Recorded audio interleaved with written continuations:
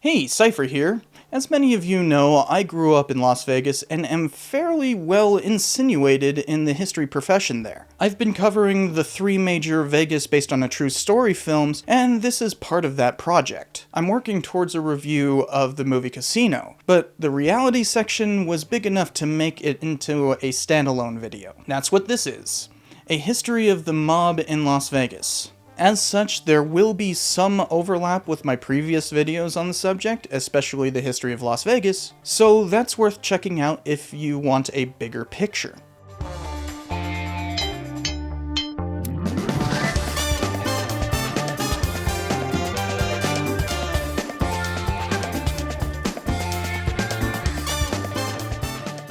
Thanks to all my patrons, including Kevin Butler, and MyHeritage for sponsoring this video. They are a genealogy service which can help you research your family background. By inputting your parents' and grandparents' names, they can match with other people's genealogies and the over 15 billion records that they have digital access to. In this episode, I'm talking about one of my hometowns, and I have familial links to the history profession there, given my father directed the county museum system, and my mother is a sociologist at UNLV. But what other familial connections can I make? Well, it only took me a few hours before I was able to trace my family name back centuries. Just going back patrilineally, the patents can be traced as far as the 14th century, including an Elizabethan historian, surprisingly enough. So I guess the history gene just skipped 12 generations or so. There's problems with the precision there, as anything going that far back always has, but MyHeritage helps to find those discrepancies, so that you can iron them out with further research. Generally, I don't put much credence in lineages that go further back than a few generations. For what matters most is the stories that you have. So while you may not be able to back up any such legends, you can make a pretty cool family chart like this. They can also enhance, colorize, and animate old pictures through AI algorithms, and their system will automatically generate links that you may not even know about.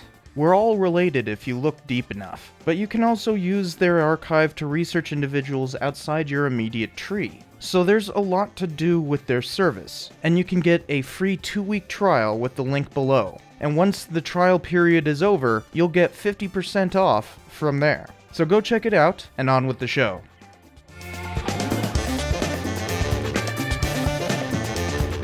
There are so many misconceptions about Las Vegas, much of which revolve around the mob. In many ways, that is by design. This romanticism drives more visitors to the Strip, but demystifying that is important for anyone who wishes to understand what Mafia influence in Las Vegas really was. First and foremost, the mob did not create Las Vegas, the Strip, nor even the resort model, which has taken over the world and began in this desert oasis. The city began as a railroad stop after long being a place to get water along the way through the area. That's literally what Las Vegas means. The Meadows. Gambling became legal in 1931, just in time to take advantage of the Hoover Dam's construction. The Strip, as in the area south of the city limits, where the big resorts are today, began in 1940, and the first mob influence there came years later. That term mob influence is much more accurate than mob control, because they never ran Las Vegas like so many people like to imagine. Yes, there was some very visible influence, but ultimately they never held much sway, as we will see. At no point was Vegas like Chicago during Prohibition, where the mob held power over not only illegal gambling and prohibited alcohol, but also paid off high-ranking officials in law enforcement. Unlike that, gaming and booze were lawful and constituted integral parts of the local economy. So mob influence was, for the most part, simply former gangsters going legit. Though it was not like how the original Ocean's 11 depicted it in 1960, when mob power was in its golden age. A man with a criminal record can get near Las Vegas, much less the casinos. Of course there was influence, which even that film can't help but hint at. We're not the sole owners of our casinos. We all have partners that we have to answer to, right? You can say that, I guess. I'll expect the cooperation of the local sheriff. You'll arrange it for me? Consider it done.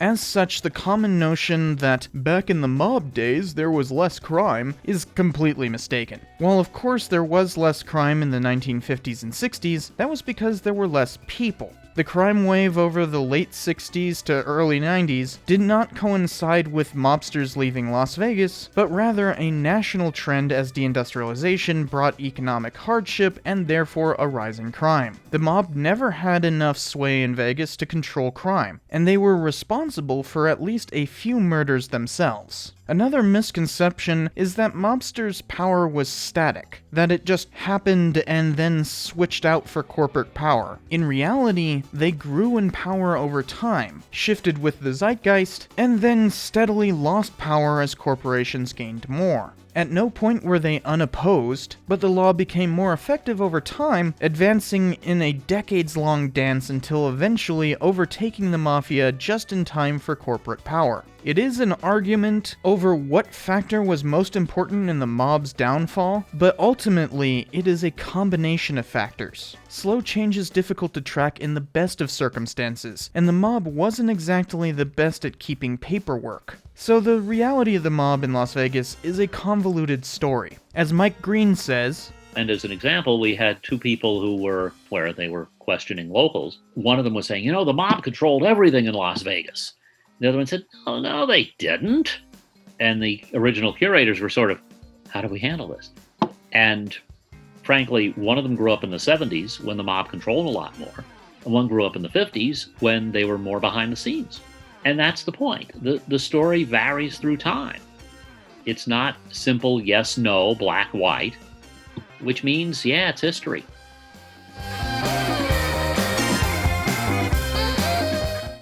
Vegas was chugging along, becoming a gambling mecca on its own, before gangsters began to have any impact. Nevada's experiment in revenue generation was simply an attempt to make some kind of taxes during the Great Depression. But everyone who passed the 1931 legalization should have known that mob influence was inevitable. After all, no one had more experience with running such gaming as mobsters. Since Prohibition began in 1920, illegal drinking establishments, or speakeasies, often accompanied their bars with gambling.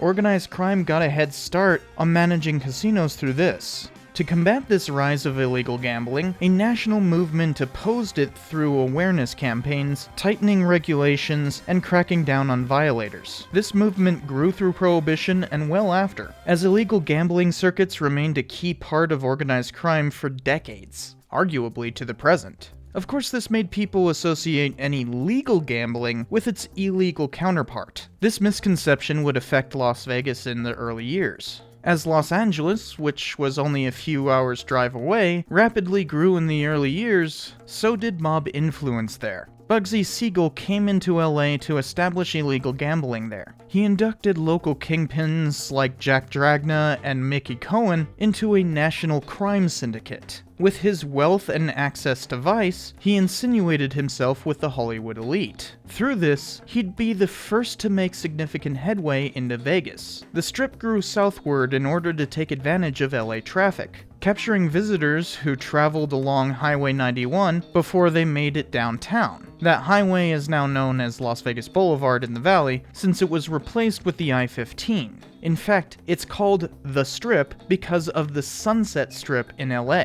Two resorts opened along the Strip before mob influence came, instituting the key innovations of having a central casino hall where all entertainment and restaurant goers had to move through, with a connected hotel to keep people inside the property. An LA entrepreneur and gambler named Billy Wilkerson, who simply wanted to have his own resort, began the Flamingo, but ran into financial troubles, so he turned to Bugsy for help. Just before World War II, Bugsy had bought a race wire service to downtown Vegas. He even purchased a share in the El Cortez in 1940. So Bugsy made Wilkerson an offer he couldn't refuse, and bought the man out of the Flamingo, completely financing the rest of construction with mob loans. He was a terrible manager and possibly embezzled more than $1 million, and when the Flamingo failed to immediately make cash, the National Crime Syndicate assassinated him. They positioned their men in the Flamingo to rapidly take over within hours of the killing. Thus, the Flamingo became the first mobbed-up casino in 1947. Operations were not simple.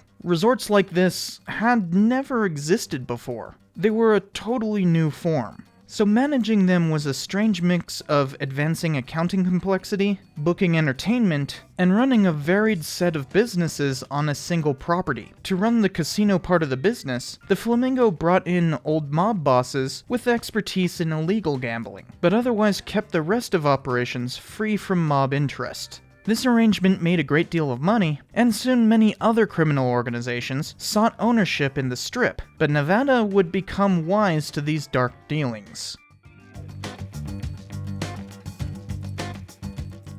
The national movement against gambling did not turn a blind eye to legalization in Nevada, but the state was mostly inaccessible to those without the wealth to travel the craggy roads there or fly. After World War II, the economic boom that's known as the Golden Age of capitalism brought the means of traveling to Las Vegas to far more people. There were more car owners and airlines were cheaper. Complaints about easily accessible vice meant national attention. The Senate began a special investigation into organized crime in 1950. The Kefauver Committee, as it's known, televised their hearings, making a spectacle of it. They came to Las Vegas in 1951. Before then, another resort had been built on the Strip, called the Desert Inn, and it too had mob influence. This time, its funding came from a conglomeration of various interests, most of which were simply private wealth. But a former member of the Cleveland Road Gang, named Moe Dalitz, led the investment and creation, though Dalitz insisted for the rest of his life that he was no longer affiliated with the gang. He remained the head of the resort for decades, becoming known as Mr. Las Vegas for running the DI.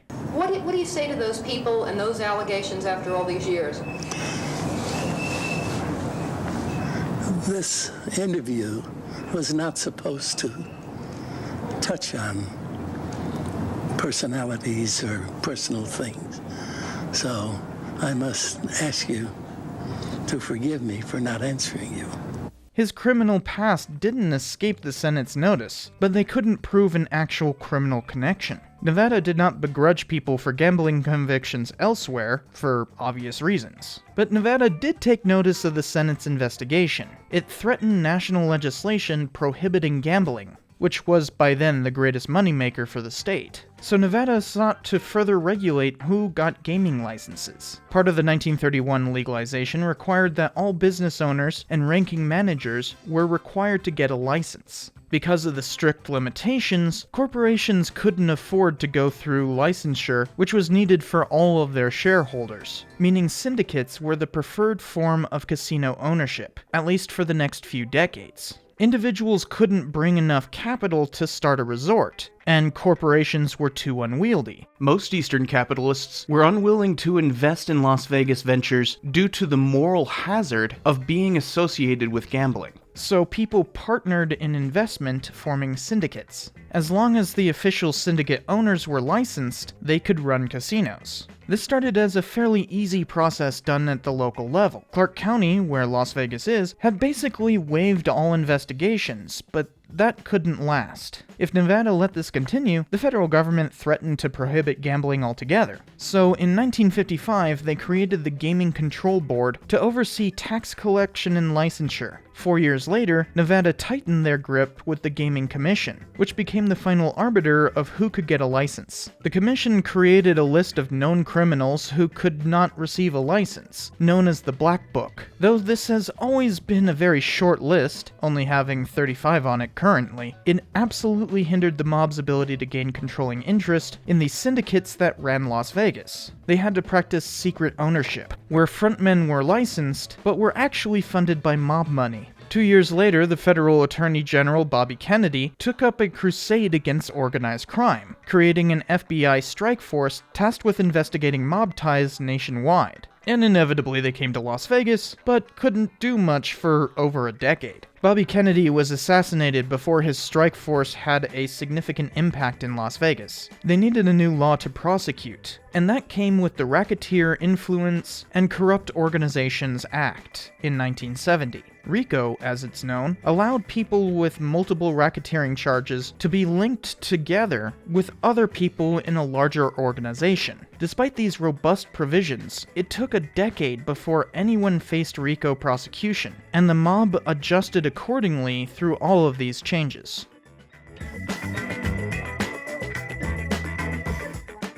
Las Vegas experienced a golden age starting in the 1950s, and the mob participated. Benny Binion, who had been a notoriously murderous moonshiner in Texas, began a gambling hall during the Kefauver Committee. He lost his license quickly, though, despite having an open bounty out on somebody, and both that dude and his wife getting blown up in separate bombings. The same year as the opening of Binion's casino, that Texas outlaw known as the Cowboy never faced charges. Instead, it was tax evasion that sent him to Leavenworth in 1953. He never got a license again, but family members ran Binion's horseshoe in his stead. Both the Sahara and Sands resorts started in 1952, both having a few secret mob ties. When the Fremont opened 3 years later, Vegas was experiencing unprecedented growth that wouldn't be equaled until the 90s. With the completion of the Riviera in 1955, mob influence hit its apogee. At the same time, Vegas hit the height of her first boom. The Tropicana in 1957 was the biggest resort in the world until another Las Vegas hotel beat it a decade later.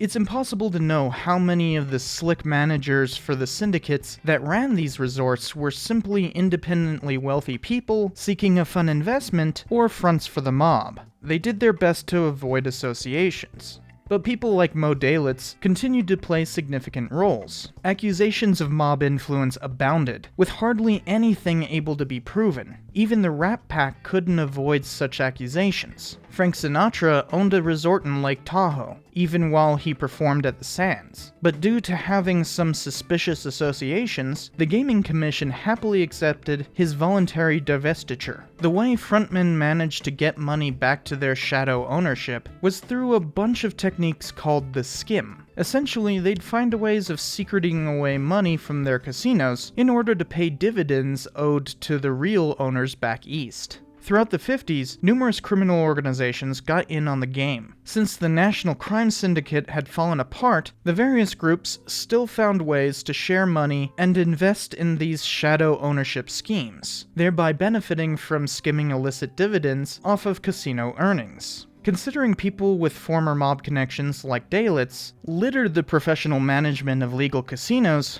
how much the mob influenced day-to-day operations is a matter of debate. These were professionals, not frog-throated goodfellas. They excelled at casino management, which one could only become good at prior to World War II through illegal gambling. Hence why so many came from a mob-related background. No one knows how many syndicate owners were mobbed up, but it was certainly less than a quarter overall. In 1960, these disparate organizations figured out a way to share money and legalize it simultaneously. Jimmy Hoffa ran the Teamsters Union, and he worked with the Mafia to bolster the union. They laundered money through a pension fund, giving the union a substantial ability to pay for its retirees. But the mob viewed this as more of a bank than simply exerting influence. They required the fund to invest in numerous projects throughout the US, especially Las Vegas. Clean money from the Teamsters pension fund was actually another investment from the mob, and thereby incurred the skim. Since the Chicago outfit was the largest part of this Teamsters plot, they exerted the most influence. When the first mega resort began in 1966, as in Caesar's Palace, it had Teamsters funding.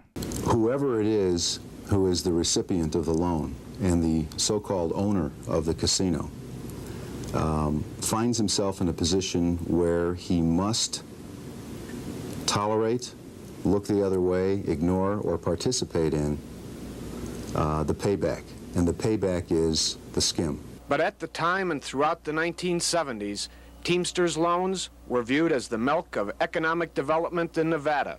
But the times were a-changin' by then, and the mob was about to start losing power. In 1967, Howard Hughes bought the Desert Inn. Having recently received the biggest single check to an individual in American history, only he could buy out a syndicate. Moe Dalitz continued to manage it begrudgingly, but this set a precedent. That year, Nevada passed the Corporate Gaming Act because of Hughes's unwillingness to bother showing up to get his license in Carson City. The act allowed corporations to not need all of their investors to be licensed, only officers. Hughes Corp and other corporations bought up other properties, and Kirk Kerkorian started a temporary building boom under corporate funding. The mob simply didn't have the money that corporations did. In many ways, they were just priced out of influencing Las Vegas. When Hughes took over the Sands in 1968, it was the first official transfer of a syndicate to a corporation. Funny thing is, when they did get rid of the old-timers, who had possible mob ties, it distinctly ruined the place for many. The bumbling bureaucrats who took over angered Sinatra, who was still playing the Copa Room. During one of his drunken benders, the casino refused to extend him any further credit. Enraged, Sinatra drove a golf cart through a window. This rampage only ended when a supervisor came and slugged Sinatra so hard that he chipped a tooth. Sinatra left, never to play the Copa Room again. The corporate era began, but the mob adjusted like it always had. While they still had influence through syndicates in the Riviera, Tropicana, Flamingo, Aladdin, and Caesar's Palace, they needed a way to compete. So the Teamsters Pension Fund pooled money to invest in a corporation. This was Argent, ran by Alan R. Glick, hence Argent. He was a real estate investor from San Diego, and the Teamster funding went through enough shell companies that their stake in Argent could not be ascertained. Glick was a perfect frontman. He had one investor the mob had to quietly get rid of, but otherwise he caused no suspicion. Argent quickly bought up the Hacienda, Fremont, Marina, and Stardust. As the mob lost more control to the corporations, they sought to exert even more through Argent. To consolidate power, they sent two important players to take control of operations and ensure the skim. First was Frank Lefty Rosenthal. He'd already been there for years, having made a name for himself by running sports books, so he ran the day-to-day operations of the Stardust and oversaw the other three. The Gaming Commission kept Rosenthal from gaining a license, but he refused to step down, finding creative ways of staying in control of the Stardust. He frequently changed his title, but these issues would come to a head later. The other man the mob sent was Tony the Ant Spilotro. He was a made man, already associated with a few assassinations in Chicago. Taking over regional loan sharking activities, he was basically the mob's enforcer. At least 3 Las Vegas murders are associated with him, and several out-of-state ones beyond those. On the side, he also began a gang of thieves who raided stores and houses throughout the valley. They became known as the Hole-in-the-Wall Gang because they'd often cut holes in the stucco walls of buildings rather than risking an alarm going off by going through windows or doors. The Riviera and Aladdin remained as syndicates associated with the mob, while the 4 resorts of Argent kept mob influence otherwise, raising it to tyrannical levels. This rise in crime due to Spilotro could not withstand much time, and the mob's days in Las Vegas were numbered.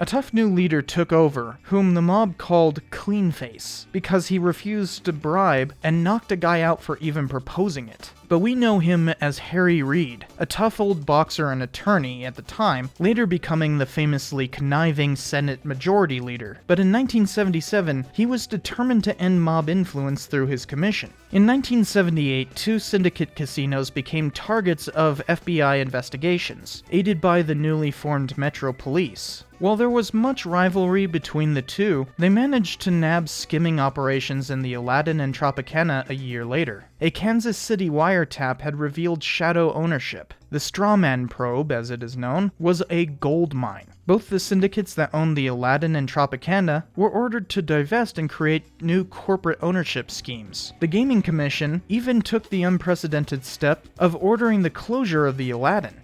Effective immediately upon service, suspending the license of the Aladdin Hotel, which would require closure of the hotel.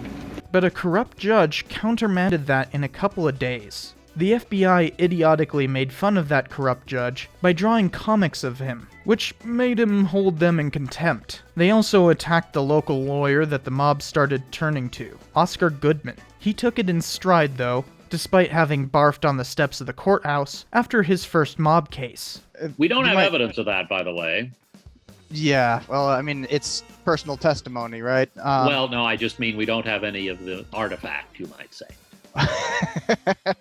Goodman would be the main attorney for all of these court proceedings to come. On top of all this, the Las Vegas Review-Journal reported on everything, becoming an integral part of doggedly going after the mob and its ties. Ned Day especially trailed Spilotro in the RJ with ever-increasing fervor, making sure to include his moniker, The Ant, just to screw with the dangerous mobster. I collected a bunch of examples, if you want to pause and read them, plus there were so many more. Almost every week he'd have a little tidbit making fun of Tony Spilotro. These are just the obvious headlines. And Day just loved to make fun of what he called the pint-sized poobah of Las Vegas.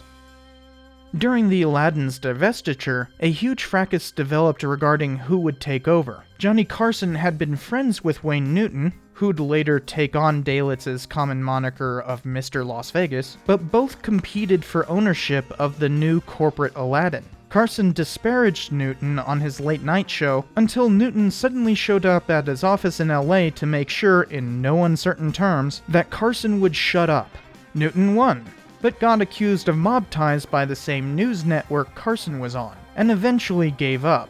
Even Donald Trump tried to get in on these fire sales, but he was never competent enough of a businessman to make any significant headway. Mobbed-up syndicates were gone, but that left Argent. The wiretap cast suspicion on the corporation, so the FBI began looking into them. Goodman constantly argued that Metro and the feds were harassing his clients, and they did go to ridiculous lengths to hound Spilotro and his associates. Plus, Spilotro and Rosenthal were at each other's necks. Tony had an affair with Frank's volatile wife, which was a major faux pas for the Chicago outfit. This discord sowed the seeds of their demise. But instead of starting with the Kansas City wiretap, or with Las Vegas-based law enforcement, the Gaming Commission struck first. During a particularly heated denial of Rosenthal's license, he accosted Reid in a deranged rant that made the public solidly against him. He even attempted creating a local access TV show to garner sympathy, but the show sucked and no one cared. Metro managed to dismember Argent due to this, and the FBI landed RICO charges on 15 mobsters in association with it in 1983. This placed a bunch of them in the black book, including Spilotro, and basically ended Argent as a corporation. The mob no longer controlled any casinos. The Review-Journal accused Rosenthal of snitching years later, but there's little proof. Either way, the Chicago outfit took that seriously and left a car bomb for him, which he barely escaped. It was Spilotro's failure as a gangster that made the final step. He continued robberies, extortion, and loan sharking operations once the mob had lost the casinos. In a significant attempted robbery, a few of Spilotro's gang were caught, including a corrupt cop. One of these guys was Frank Collada. Tony clearly didn't inspire much loyalty because the FBI told Collada that Spilotro put out a contract for killing him, and Collada flipped. He was a huge asset, easily getting indictments. Goodman worked his magic and got Spilotro off, but not for long. In 1987, Tony and his brother were found in a cornfield, beaten half to death and buried alive. So ended the mob in Las Vegas. Ned Day died a few months later of a heart attack, but many are suspicious of the circumstances. Either way, mob influence was gone. They had an effect on Las Vegas history, but never much more than peripheral. Corporations were ready to take over in their stead. The mob first started their demise by simply selling to corporations, then were outpriced, and eventually eradicated through legal measures. Though the slump of the 1980s didn't leave many winners, the boom of the 90s left the old Las Vegas in the dustbin, symbolically demolishing many of the casinos associated with mob influence. Are you ready, sir? Prepare broadside. Ready, aim, fire!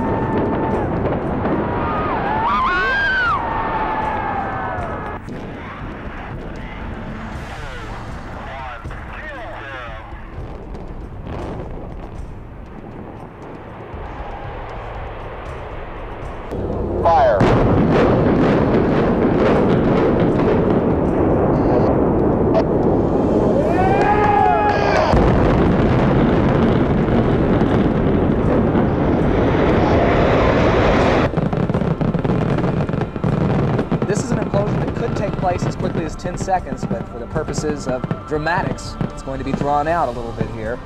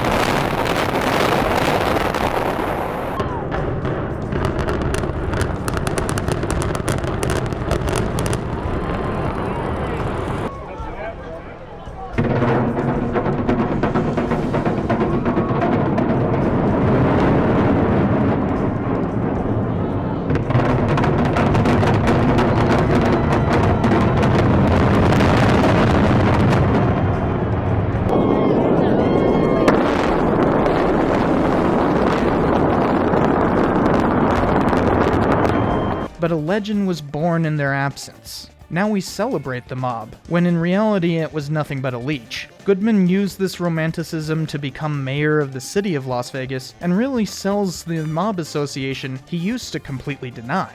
He shows off by going everywhere in a pinstripe suit, with a martini in hand and showgirls on either arm. He's become the myth he wants to promote, perfect for corporations to benefit and grow the city even more with their Wall Street-backed funds. The mob may be gone, but shadow ownership remains, by way of shareholders. It's finals week, and I'm going to be in Vegas in a few days, hopefully. With all the work on my dissertation, I'm going to need a hiatus. I'm thinking about going to monthly episodes when I return. My workload this semester was insane. Luckily, I'm not teaching next school year, but I've got to finish this dissertation, so follow me on social media for further updates. Anyways, here's King being a nuisance as he always is during recording. Yes? Can I help you? You always choose to be annoying as soon as I start recording. What? Meow? Meow? What are you gonna do? What? This is life. You just gotta sit in my lap now. What are you gonna do about it? You don't like it when I do a deep voice? Is it scary? You're purring. Okay. What do you want? Meow.